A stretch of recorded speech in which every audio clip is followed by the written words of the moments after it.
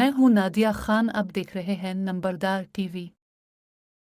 ناظرین، صرف پنجاب ہی نہیں، اب دنیا بھی یہ کہنے لگی محسن نقوی محسن پنجاب ہیں، وہ متحرک وزیر اعلیٰ ہیں۔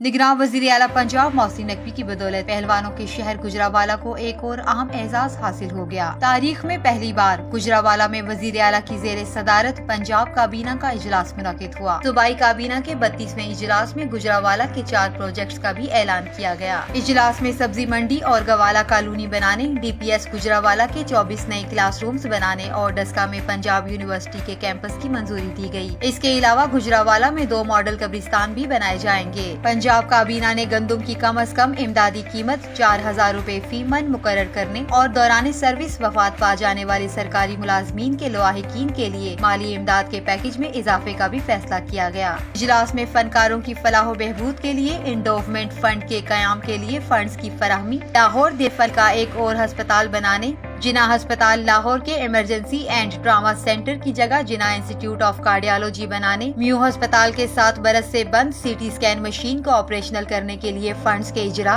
اور ٹرانسپورٹ گاڑیوں کی انسپیکشن فیس میں نظر ثانی کی منظوری بھی دی گئی۔ اس کے علاوہ اجلاس میں پنجاب حکومت کے وسائل سے پی ایس ڈی پی کی اسکیم کے تحت سرگودا میاں والی روڈ کی تعمیر و بحالی کے لیے اضافی فنڈز کی فراہمی کا بھی فیصلہ کیا گیا۔ اجلاس میں صوبائی وزراء، مشیران اور دیگر اعلیٰ حکام نے شرکت کی۔